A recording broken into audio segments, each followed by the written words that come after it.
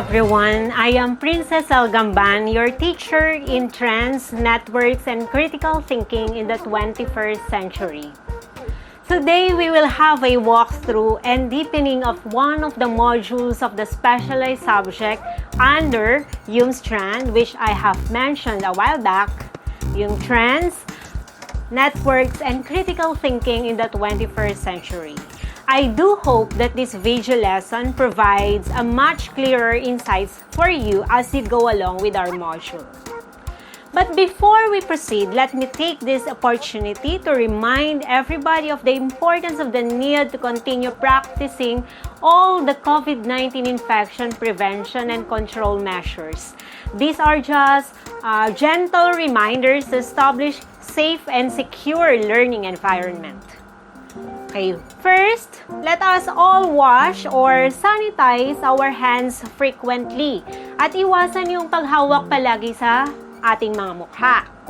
Pangalawa, okay, observe pa rin natin yung physical distancing ng 1 to 2 meters kung kayo ay lalabas, lalong-lalo na sa mga matataong lugar. Pangatlo, please avoid crowds, especially indoors. Do not gather in hallways or common spaces between classes or laboratories. And respect, again, 2 meters or yung 6 feet distancing. Iwasan na ding lumabas kung hindi naman kinakailangan. Next, we should always wear mask pa rin, lalo na sa matataong lugar. Okay, and remember, masks are not an alternative to the physical distancing requirement. They are intended as a level of protection in addition to physical distancing. Remember, may COVID pa rin, kaya kailangan pa rin nating mag-ingat. Sabi nga, prevention is better than cure. Okay, let's begin. Like we always do during the video lessons I presented to you every quarter, we will be guided by the most essential learning competencies or MELCs of this course, specifically those which pertain to this module. First, identify democratic practices. Second, explain the importance of participation in democracy. And lastly, differentiate participatory from representative democracy. Okay. Last May 9 of this year, national election took place in the country sa minamahal nating Pilipinas. Tama ba? Okay. Most probably, some of you who are 18 years old and above already voted. Have you asked yourself, why do I have to vote? Bakit nga ba kailangan nating bumoto? Although you may be already familiar with this political ideology since this is an integral part of your elementary and junior high school curricula, specifically in your social studies subjects, plus the fact that this is quite evident in our country being one of the pillars of democracy in Asia, it is still very important to understand its fundamentals and importance. In this video lesson, okay, it aims to present to you the fundamentals of democracy. You will learn here how the ideology of democracy began, the classifications or types of democracy, how it is practiced, and how important it is to us as a nation. The people's free and fair exercise of voting in order to choose the leaders of the country is considered as a right, and this only applies in democratic nations. Nagtanong ako sa ilang mga estudyante tungkol sa kung ano para sa kanila ang kahulugan ng demokrasya at narito ang ilan sa kanilang mga sagot.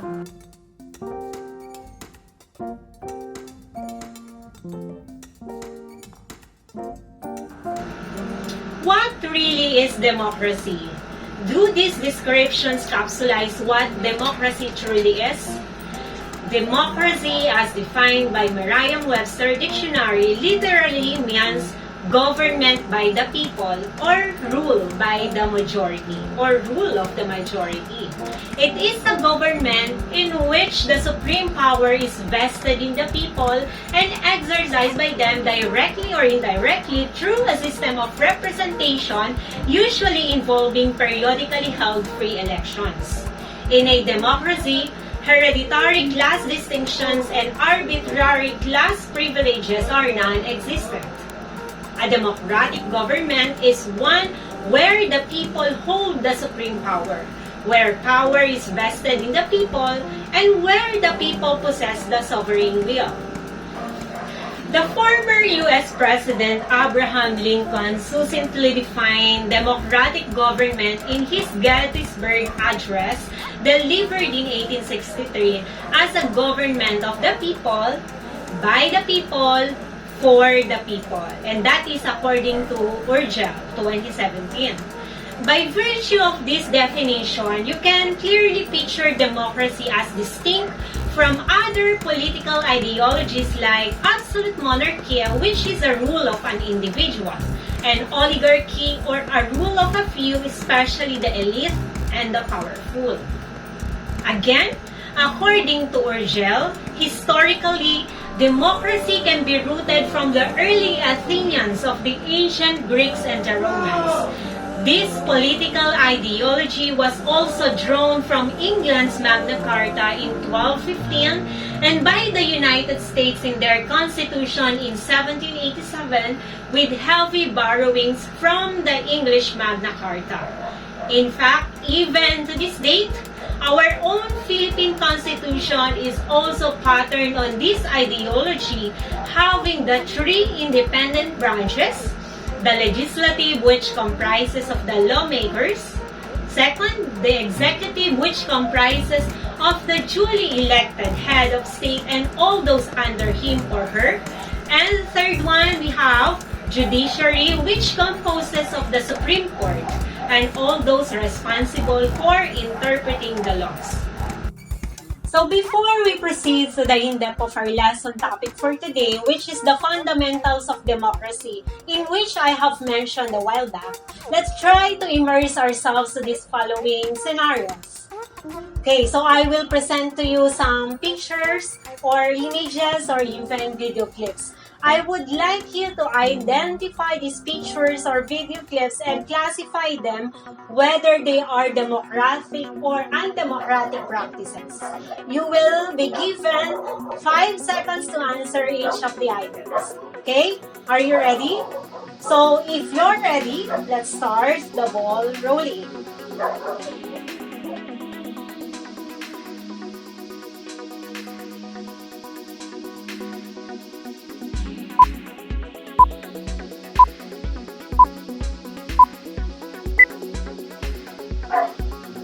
Voting is a democratic practice since it represents the power of all citizens to keep the government system working.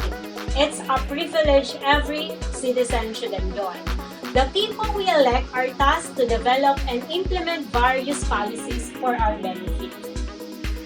Security forces have also submitted to COMELEC an initial list of so-called areas of concern for the May 9 polls. Majority are in Mindanao, which are facing threats from rebel and radical groups. If you have more than 3 election-related incidents, then COMELEC deemed it important that the AFP and the PNP focus on these areas. 7 cities and 39 towns nationwide are in the list so far, including areas with intense political rivalry.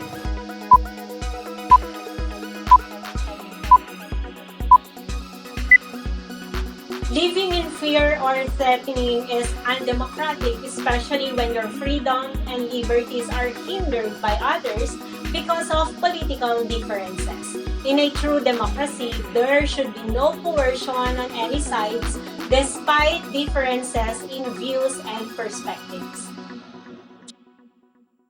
Inihayag ni Commission on Elections Commissioner Attorney George Erwin Garcia na marami na ang nasampahan ng kaso at inireklamo dahil sa vote-buying activities kahit sa mga nakalipas na panahon.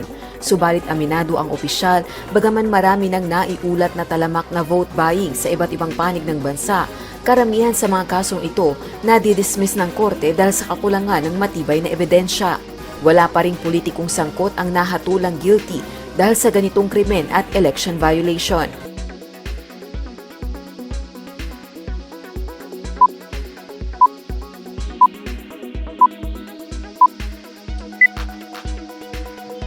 Vote buying is definitely undemocratic since it hinders people from choosing in accordance with their own free will.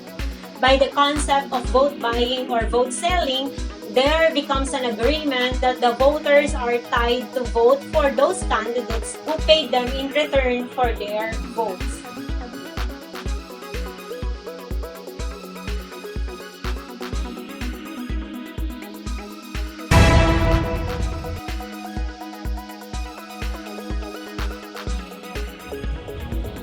Nakita mo yung ginawa ko? Madalas tayong ganito. Gusto natin ng pagbabago, pero ang problema ay tayo mismo. Tanungin mo sa sarili mo, boboto o boboto? Isa lang naman ang punto ko. Kung gusto natin ng matagumpay na pinuno, maging responsable muna tayong sambayan ng Pilipino.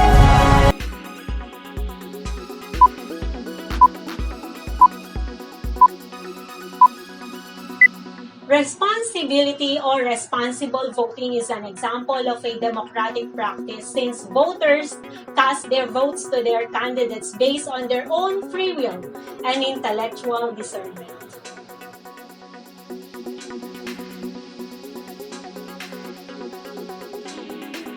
Magsasampa ng kaso ang Commission on Elections labang sa ilang individual na umano'y nagpapakalat ng fake news sa social media kaugnay ng 2022 national and local elections. Sa isang panayam, sinabi ni COMELEC Commissioner George Erwin Garcia na may idinulog na siyang 5 pagkakataon sa social media kung saan nalagay sa alanganin ang kredibilidad at integridad ng proseso ng eleksyon. Pakinggan natin si Commissioner George Erwin Garcia. Talaga namang ina-undermine ang credibility, integrity ng ating electoral process, electoral system. So, asahan nyo po in the next succeeding days, even after the election, we will be filing cases against these individuals simply because mali po yung ginagawa nila.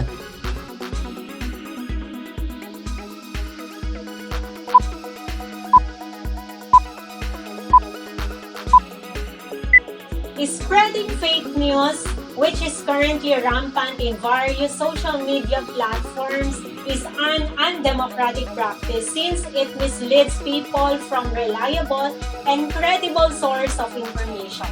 Democracy is rooted in freedom, but freedom should always be directed towards truth. Okay, I hope you were able to get all the answers correctly, but if not, it is just fine.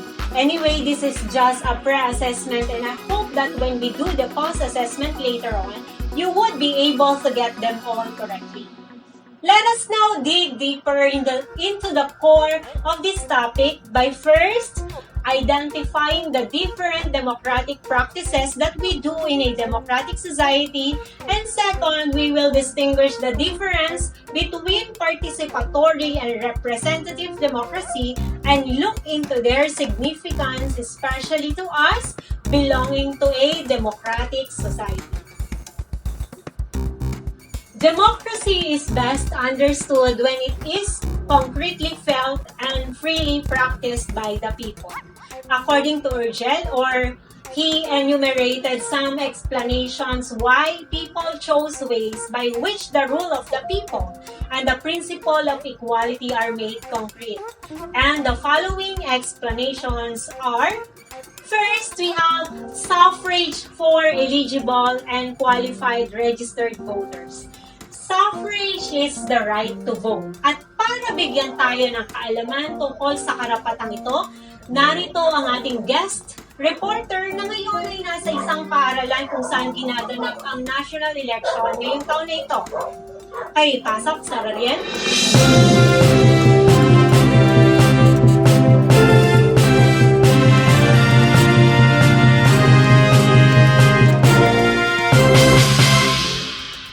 Magandang araw po sa iyo, Ma'am Princess, at sa lahat ng mga estudyanteng nakikinig ngayon sa iyong video lesson.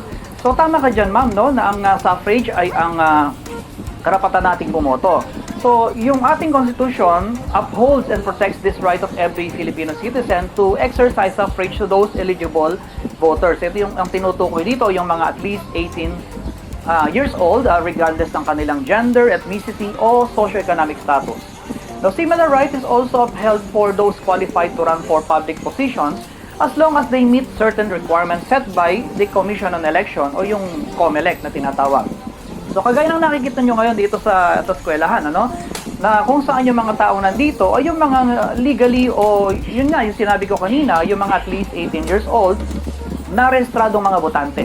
Nasadya namang ginagampanan ng kanilang mga tungkulin sa bayan, ano? Ang pumili sa pamamagitan ng pagboto ng mga pinuno at leader na sa kanilang palagay ay maghahatid ng kasaganaan, kadakilaan at pag-asa sa ating bayan. Balik po sa iyo, ma'am. Maraming salamat po, sir. Second, we have protests against election fraud. One feature of democracy, in as much as election matters are concerned, is the right to protest against probable election fraud. In a democratic election such as ours, votes are considered sacred. However, there may be cases of fraudulent means to turn vote results in favor of a candidate or a group of candidates. The aggrieved candidate may file election protest. Example of this was the election protest of Senator Coco Pimentel against Senator Juan Miguel Zubiri for the 12th place in the 2007 senatorial elections. The protest of the latter was filed to the Senate Electoral Tribunal in July of 2007, and after 4 years, in August of 2011, Senator Pimentel was promulgated as the winner. The latest electoral protest case we had so far as of the 2016 national election was that of the former Senator Ferdinand Bongbong Marcos Jr. against the Vice President Leni Robredo, where the ruling favored the latter. Third, we have communicating with local government officials as a civic responsibility. All the elected government officials, whether nationally or locally, are called civil servants. By this term, it only means that in the true practice of democracy, their being elected officials is the mandate of the people, and therefore their primary goal is the common good. Similarly, however, the citizenry has the responsibility to cooperate with the program of development of their elected leaders. Civic duty refers to acts which the citizens are legally required to do, such as paying taxes, attending school, or registering for military service. On the other hand, civic responsibility is composed of acts and attitudes related to social involvement and democratic governance. These acts, although not required by law, are nonetheless contributory to the well-being of the community.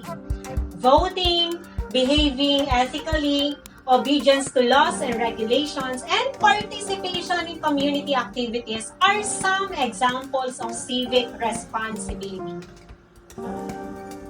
Okay, fourth, we have public assembly and consultation.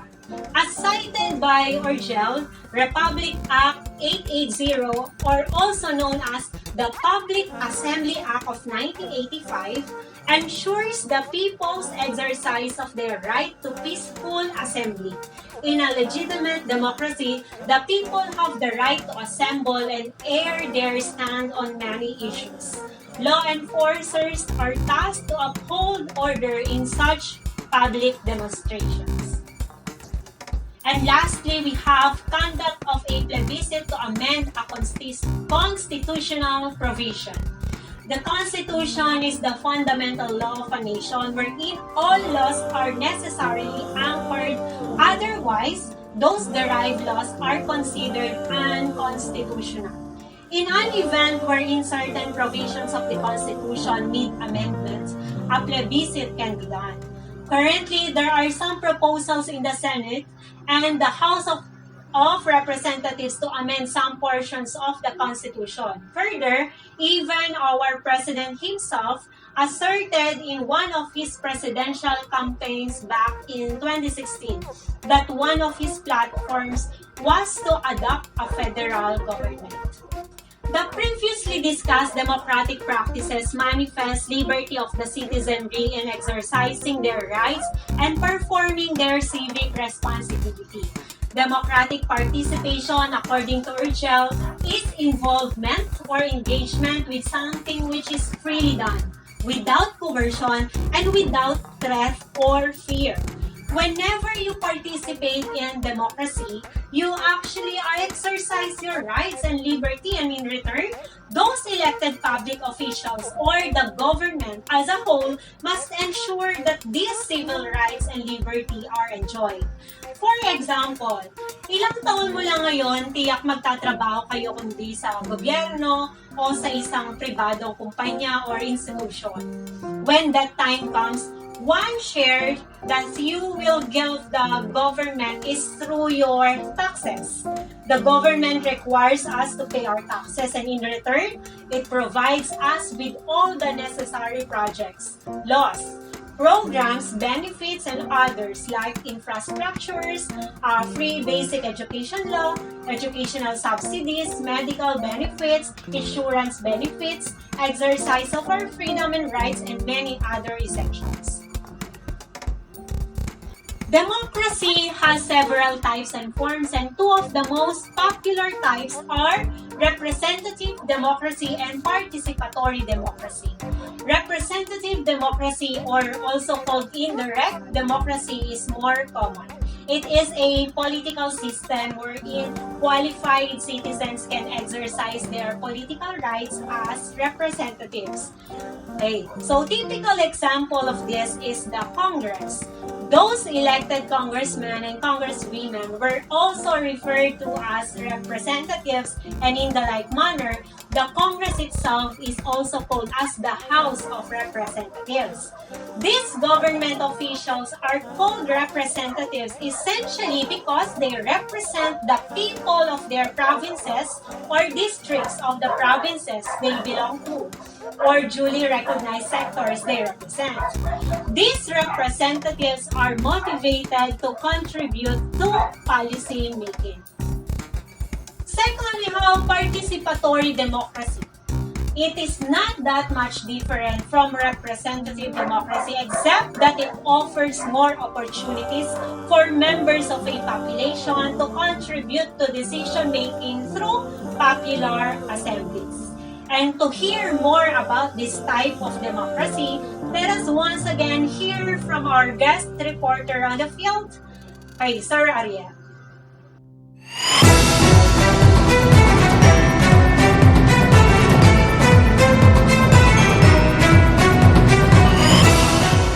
Good day once again to all of you. So participatory democracy is more common on smaller groups of people, such as in schools, in barangays, and non-governmental organizations and others. No? So for example, when the barangay officials meet with the community of a certain street to gather consensus about sabihin na natin, example, covered court project. So in their area, so people in that area can air their concerns about the project. So another example is at school, when the principal gathers with the whole faculty and staff for a regular meeting and updating. And lastly, the one you are seeing here right now, ito itong meeting de avance na dito sa aking likuran, no, sa background ko. So this is a typical example of a participatory democracy. Actually, this event marks the last day of the campaign for those vying to become leaders of our country. People flock here not just to listen to the platforms of their candidates, but also to express their support to them and even air some of their yearnings to them. Hi, sir. Can I clarify something? Yes, ma'am. Okay, you said a while back that participatory democracy is more common on smaller group of people. Pwede ba itong maganap sa mas malakihang pagtitipon? Okay. So good question, ma'am, no? So yes po. So this type of meeting na nakikita ninyo ngayon, no? Itong meeting de avance na ito, no? May be smaller in size. However, gathering in participatory democracy can also be as vast as what took place in the 1986 EDSA People Power Revolution, when a large number of people expressed their dismay about the government through a peaceful revolution. And reporting to you live, this has been Sir Ariel Sobrevilla. Good day and God bless. Okay, thank you, sir. Malinaw na ang lahat. So, thank you, sir, for being with us today. Now, for your assessment, I will once again present key terms and scenarios, and you will identify whether these are democratic or undemocratic practices. Get a piece of paper to write your answers onto and write the word democratic if the terms or scenarios describe or manifest democratic practices. And if not, write the term undemocratic. You will be given 5 seconds for each of the items. Okay, ready? Let's begin.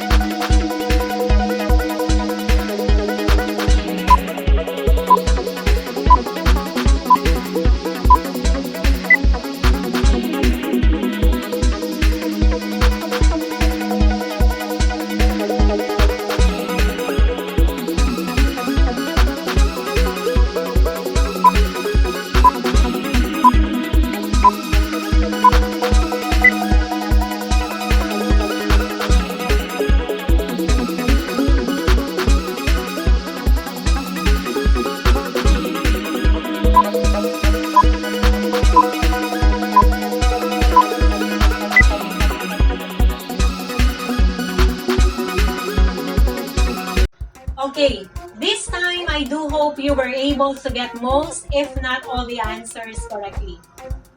And most importantly, I do hope you were able to learn our lesson better because that's what matters most.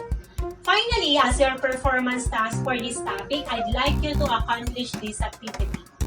In celebration of the International Day of Democracy, a photo society is organizing a photo essay contest with the theme Democracy in My Country.